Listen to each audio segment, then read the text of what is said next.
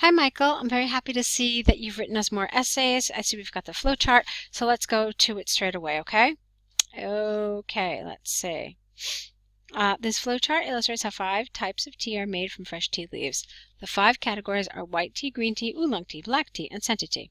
One noticeable difference is in the number of steps. While the other 3 types have to undergo 5 or 6 procedures, white tea and scented tea require S here, no S here rather, 3 and 4 steps only. For example, white tea needs sorting and cleaning, which is followed by steaming and drying. For the rest of the tea types, they share the same second and final step, which is whitening and drying, but then there are some variations in the sequence of steps. For instance, while rolling or shaking is in step 3 for black tea and oolong tea, the same step is step 4 for green tea. As for fermentation, only black and oolong tea need it. No S here again. Another big difference is in the first and final step. 4 types of tea, except for scented tea, have to undergo sorting and cleaning, while scented tea just needs S, green, black, or oolong tea at the beginning. In the final step, scented tea goes through cooling, whilst the other 4 types of tea require drying. To conclude, the differences in the number and sequence of procedures in the tea making process is the reason why 6 types of tea can be made. Okay, well, here's the good news. The good news is you've covered everything. It's, you haven't left anything out, that's for sure. The grammar is very, very good. I don't think I found a single mistake, either in your vocabulary or your grammar. So far we've got 3 areas of this that are really quite good.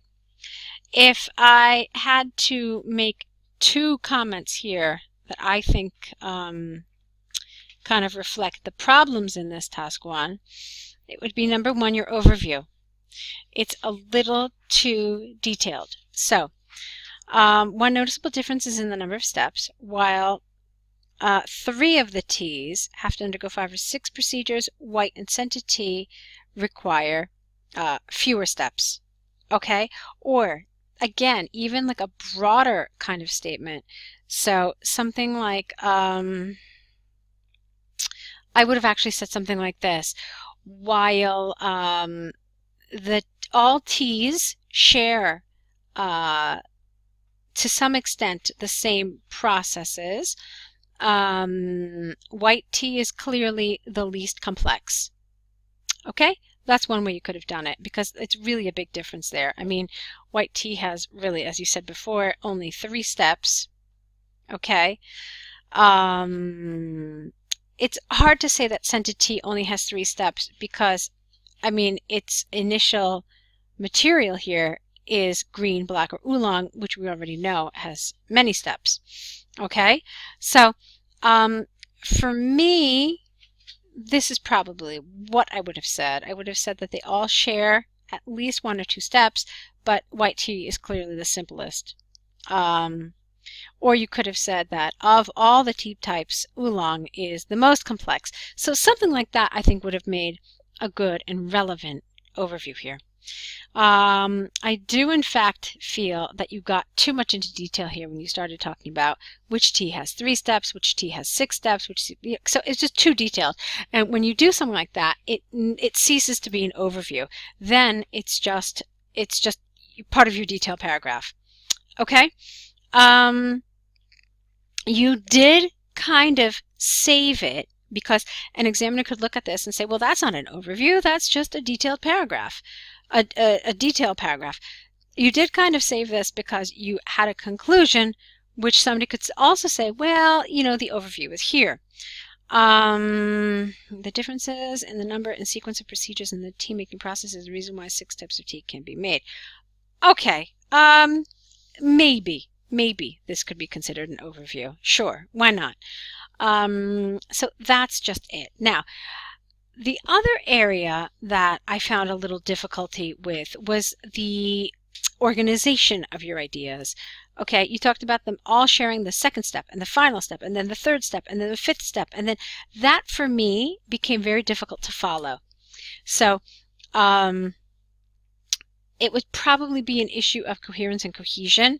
It was, while the grammar was good and like I said, it read very easily, it was difficult to actually follow your ideas. That's what, I mean, I would have essentially done this fairly differently. So that's what I want you to think about. Like personally for me, I would have said that they all start out with this, and then I would have gotten rid of white tea straight away. Following this process, white tea is the quickest. It only needs to be steamed and dried, and then you're done. Then I would have said the other three types of tea also share the next step, which is withering. Okay? And then green tea, in order to produce green tea, it needs to be pan-fried, steamed, or fried. And then it needs to be either rolled and shaped or dried. And then you're done. Okay? Then I would go down to oolong and black.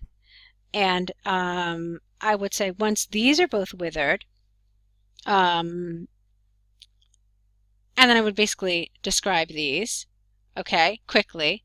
I would also say that black tea could also be rolled, okay, and then sort of paraphrase this. And then I would also say that as opposed to oolong, which had a short fermentation, this has a full fermentation and then is also dried by firing. And then I would just really quickly say that only the three tea types, green, oolong, and black, can be used to produce scented tea, which is first dried, then scented, and then cooled. Done. Okay? So that's why I would have done this. Now, that doesn't mean that my way is the only way, but it is a way. So think about it, and you could tell me if the way I described it makes it really clear, and if it makes sense, you think, when you listen to the way I described it. Okay? Anyway, let's take a look now at your task 2. Companies moving into regional locations. What are the drawbacks and benefits of this? Let's see what you said. To stimulate the local economy, some local governments are urging companies to relocate their business to regional cities. While this policy can boost regional economic development, businesses are quite reluctant to follow suit because of some drawbacks. This essay will examine the advantages and disadvantages of this policy. Okay, that's nice. I like that. No problems at all. Very, very lovely, really. Moving on. Bringing companies to regional locations can bring several benefits to local residents, the local government, and businesses. For the local people, there will be more job opportunities for them because these companies need the locals to run their businesses in the area so as to drive down the human resources cost, given by that local wages are in general, careful here, in general or generally, but you can't have these both, lower than those in big cities. Furthermore, more jobs will be created in other industries that serve those companies and their staff, such as the catering and transport industries. This could absolutely boost the local economy. For companies, the rents are cheaper, and this can drive down the running cost.